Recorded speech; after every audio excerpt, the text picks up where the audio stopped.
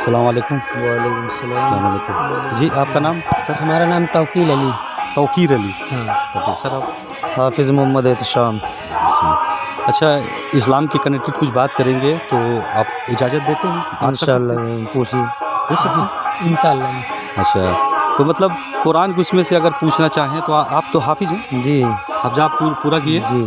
اچھا کہاں سے تعلیم آپ نے لیا؟ کانپور الجامیۃ الرضویہ مناظر العلوم. اچھا اچھا اچھا وہاں سے تعلیم آپ نے لی ہے. جیسے قرآن کو اس میں ہم کچھ بات کریں تو کر جی سکتے ہیں؟ انشاءاللہ. قرآن میں اللہ نے سلام کو جو کس پارہ میں کہا اللہ نے؟ السلام علیکم ورحمۃ اللہ. قرآن میں السلام کا ذکر تو کئی جگہ آیا ہے. نہیں ایک جگہ اللہ نے کہا ایک پارہ میں ہے جو کہ اللہ نے یہ بات کے لیے کہا کہ میرے فرشتے اور اپنے نبی پہ درود سلام بھیجتے ہیں اور آپ بھی بھیجو. وَإِنَّ اللَّهَ وَمَلَائِكَتَهُ يُصَلُّونَ عَلَى النَّبِيِّ يَا أَيُّهَا الَّذِينَ آمَنُوا صَلُّوا عَلَيْهِ وَسَلِّمُوا تَسْلِيمًا. کس پارہ میں ہے سلام کو جو اللہ نے حکم دیا؟ إِنَّ اللَّهَ وَمَلَائِكَتَهُ يُصَلُّونَ عَلَى النَّبِيِّ. بھائی آپ کو تو نہیں پتہ ہوگا. نہیں پتہ. ہاں بھائی اچھا چلیے ٹھیک ہے کوئی بات نہیں. میں آپ کو بتا دیتا ہوں. بتا دوں؟ جی جی. 22واں پارہ میں اللہ نے ہاں 22واں پارہ. 22واں پارہ میں ٹھیک ہے. اچھا چلیے ٹھیک ہے. اللہ نے قرآن میں سب سے زیادہ کس نبی کا ذکر کیا آپ کو پتہ؟ حضرت محمد مصطفیٰ صلی اللہ علیہ وسلم. تو قرآن جو ہے ہمارے نبی پہ نازل ہوئی تو اس میں زیادہ ذکر بھی ہمارے نبی کا ہے. اور بھی نبیوں پہ کتابیں آئیں، توریت آئی، انجیل آئی، زبور آئی. اچھا اچھا لیکن سب سے افضل و اعلیٰ جو قرآن شریف کو مانا گیا ہے کیونکہ وہ ہمارے پیارے آقا صلی اللہ علیہ وسلم پہ نازل ہوا. صحیح بات ہے. اچھا بھائی آپ کو کلمہ آتا ہے پورا پہلا کلمہ؟ جی پہلا کلمہ لا الہ الا اللہ محمد رسول اللہ. اس کا مطلب جانتے ہیں آپ؟ اس کا مطلب تو معلوم نہیں، اتنا نہیں جی نہیں معلوم ہے. اچھا اچھا. ہاں. آپ نبی محمد صلی اللہ علیہ وسلم مکے میں کتنے سال رہے معلوم ہے؟ جی نہیں معلوم. نہیں. سر آپ کو تو معلوم 10 سال مکے میں مکے میں. ہاں. مکے سے ہجرت کر کے مدینہ میں 10 سال رہے. اس کے بعد باقی 63 برس ہمارے نبی کی عمر تھی. ہاں بالکل. ہاں تو 10 سال انہوں نے مدینہ شریف میں گزارے. اس کے بعد پھر مکہ میں. کتنے سال؟ مکہ میں 53 برس. اچھا چلیے بھائی پہلے میں آپ کا معاملہ کلیئر کر دیتا ہوں. جی. سب سے زیادہ اللہ نے قرآن میں ذکر موسیٰ علیہ السلام کو کیا. موسیٰ علیہ السلام. یہ چیز کے لیے دھیان دیجیے جی. کہ سب سے زیادہ ذکر اللہ نے موسیٰ علیہ. موسیٰ علیہ السلام کو. ہمارے جو سوال پوچھے اس کو بتاتے جائیں تو اس سے زیادہ بہتر رہے گا. اچھا چلیے ٹھیک ہے بھائی سے چھوٹا چھوٹا کچھ سوال کر لیتے ہیں پہلے. بھائی غسل کا فرض آپ کو پتہ ہے؟ جی معلوم نہیں ہے. چلیے آپ حافظ جی بتا دیتے ہیں. آپ کو غسل میں 3 فرائض ہیں. آپ بھی غور سے سنیں اور لوگوں تک پہنچائیں. جی جی. غسل میں 3 فرائض ہیں. کلی کرنا، ناک میں پانی ڈالنا اور پورے بدن پہ پانی بہانا. اگر کہیں بھی بال برابر بھی سوکھا رہ گیا تو آپ کا غسل نہیں ہوگا. جی. اس لیے کلی کرنا، ناک میں پانی چڑھانا اور پورے بدن میں اس طرح پانی بہائیں کہ کہیں پہ بھی بال کے برابر بھی سوکھا نہ رہ جائے. اگر ایک ذرہ بھی اگر سوکھا رہ گیا تو آپ ناپاک ہیں، پاک نہیں ہوں گے. اچھا چلیے ٹھیک ہے حافظ جی. آپ یہ بتائیے جو اللہ نے سب سے زیادہ ذکر قرآن میں زیادہ تر میں نے کچھ پارہ چھوٹ گئے ہوں گے لیکن بہت سارے پارہ میں نے یہ سنا اور میں سنتا بھی ہوں ترجمہ کے ساتھ میں جو اللہ نے شرک کے بارے میں جو بتایا ہے میرے ساتھ شریک کرے گا اس کو میں کبھی معاف نہیں کروں گا. یہ کون سا گناہ ہے؟ شرک جس نے کیا تو وہ اسلام سے خارج ہو گیا. شرک و کفر چاہے وہ جان بوجھ کر ہو چاہے انجانے میں. آپ نبی محمد صلی اللہ علیہ وسلم نے کہا کہ ایک ایسا گناہ ہے جو سب سے گناہوں میں سب سے بڑا گناہ کیا چیز ہے آپ کو پتہ ہے بھائی؟ گناہوں میں سب سے بڑا گناہ پتہ ہے؟ گناہ کبیرہ. سب سے بڑا گناہ، اس سے بڑا کوئی گناہ نہیں ہے. اللہ اس گناہ کو معافی نہیں کرے گا. وہ کون سا گناہ ہے آپ سر؟ کفر. شرک کفر. ایک چیز بتائیے اس میں سے کون ہے؟ شرک و کفر اسی میں آ جاتا دونوں نا. شرک کفر ہے.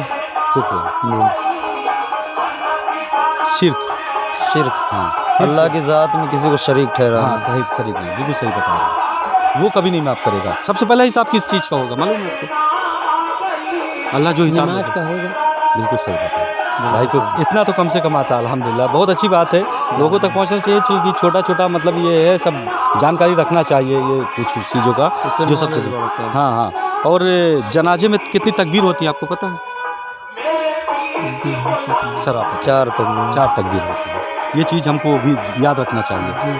جنازے کی نماز ہم لوگ یہ जो सलाम के उसमें जो मसला था, आप अल्लाह ने तो 22वां पारा में कहा, हम भी सुने और जो लोग सुने, बहुत लोग सुनते हैं, बहुत लोग तो नहीं सुनते, चलो कोई बात नहीं, लेकिन हम लोग जब सुनते हैं तो ये चीज़ समझ में आता है। अल्लाह ने 22वां पारा में कहा कि लेकिन क्या चिल्ला चिल्ला के सलाम पढ़ने के लिए बोला अल्लाह ने?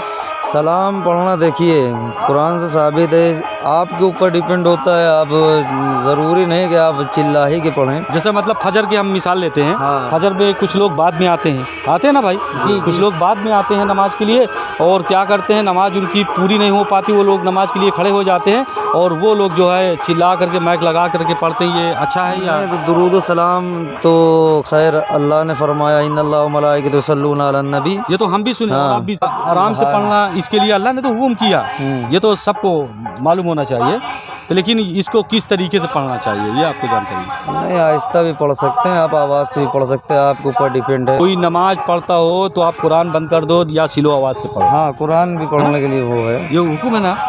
तो क्या मतलब कुरान से भी ज़्यादा बढ़ के ऐसा चिल्ला के आवाज़ करके पढ़ना नहीं, जरूरी कुरान से होती है? बढ़ के तो नहीं है। हाँ, तो फिर मतलब ऐसा क्यों हुआ, लोगों तक फिर मतलब क्यों नहीं जाता, मतलब बातें ये हमारे हाफिज मौलानों की, फिर ये क्या है मतलब? हमको तो ये मसला नहीं समझ, हम कोई आलिम तो नहीं है, लेकिन फिर भी जो देखते हैं वही लोगों से पूछ सकते हैं। आप हाफिज हैं इसलिए हमने आपसे पूछ लिया। इसका मसला ये है कि अगर जैसे मतलब नमाज बाजमात हो रही है तो उसका मसला अलग है, और कोई अलग पढ़ रहा है लेट में आया, अब भाई हर किसी के नज़र तो उसके ऊपर जा नहीं रही है, और फिलहाल तो फिर उसमें क्या है, उसमें कोताही नहीं है, अपना पढ़ सकते, सब लोग पढ़ रहे हो, बाद में आया आप नमाज के बाद मतलब, तो उसका मसला अलग है। और जो जब जमात बहुत के सारे सामने- लोग बाद में आते हैं, बहुत सारे लोगों को मैंने देखा, लेकिन जब वो नियत बांध के खड़े होते हैं उसी टाइम पे लेट हो जाते हैं भाई, और सलाम होने लगता है, फिर वो लोगों को डिस्टर्ब होता होगा, मतलब कभी सलाम सुनते कभी नमाज उसका के तो लिए। एक ये है कि मतलब असल डिस्टर्ब क्या, अगर आप दिल लगा के कोई काम करेंगे तो लाख कोई ढोल बजाए ताशा बजाए कुछ भी करो, उससे आपको कोई फ़र्क तो नहीं। फिर तो जुमा वाले दिन जब बच्चे चिल्लाते हैं, जब जुमा वाले दिन बच्चे चिल्लाते बच्चों को भी हैं, तो फिर जो- उसमें क्यों मारने के लिए लोग दौड़ते हैं, ये क्या है? नहीं, वो गलत है। हमारे नबी ने फरमाया कि जिस मस्जिद में अगर बच्चों की जरा से कोई आवाज़ ना आए, जरा से, हाँ। हमारे नबी ने फरमाया जिस मस्जिद में अगर बच्चों की कह की आवाज़ ना आए, बच्चे नहीं हंस रहे, तो समझ लीजिए कि आने वाली नस्ल बर्बाद हो रही है आपकी। इसलिए बच्चों को डांटना नहीं चाहिए, उनको जितनी मोहब्बत से उतनी मोहब्बत समझाइए आप, कोई बच्चे हैं, बच्चे इतने अक्लमंद नहीं अच्छा होते हैं। चलिए ठीक है, ये आपने जो बता दिया तो समझ में आ गया, बच्चों को डांटें। और ये चीज़ हम पूछना चाहते हैं कि जरा से कोई चीख दिया जी जुमा को या किसी टाइम पे नमाज पढ़ते तो बहुत लोग खफा हो जाते हैं, आप भी देखे होंगे ना, जी। देखिए ना कितना लोग खफा हो जाते हैं, उसमें क्या डिस्टर्ब होता है और उसमें डिस्टर्ब नहीं लोगों को हो रहा होगा, ये हम पूछना चाहते हैं बस। ये सबसे मतलब कि फिर क्यों चिल्लाते हैं भाई, तो हमारा दिल तो अल्लाह की तरफ लगा हुआ है, तो भी कोई शोर मचाए या कुछ भी हमको भी इन्नमल किसी- अमालु बिन्नियात, हाँ, हाँ। आपका जितना भी है मतलब ये हम मैं सिस्टम के हिसाब से, मतलब कुरान के हिसाब से मैं बात कर रहा हूँ कि मतलब अल्लाह ने ये चीज़ के लिए ऐसा किया है, ऐसा फैसला अल्लाह किया, ने तो फरमाया हमारे है। नबी मोहम्मद सल्लल्लाहु अलैहि वसल्लम ने ये बात के लिए कहा है इस तरीके करने के लिए। अल्लाह ने फरमाया है कि जब कुरान की तिलावत हो तो सारे काम को रोक दिया जाए, और फिर अल्लाह ने ये भी फरमाया है, आपके कानून शरीयत में है, आप ये भी देखिए, अल्लाह ने फरमाया कि अगर आप कुरान पढ़ रहे हैं तो ऐसी जगह मत पढ़िए कि जहाँ पे लोग सुने नहीं। इतना जानकारी दिया और ठीक है, लेकिन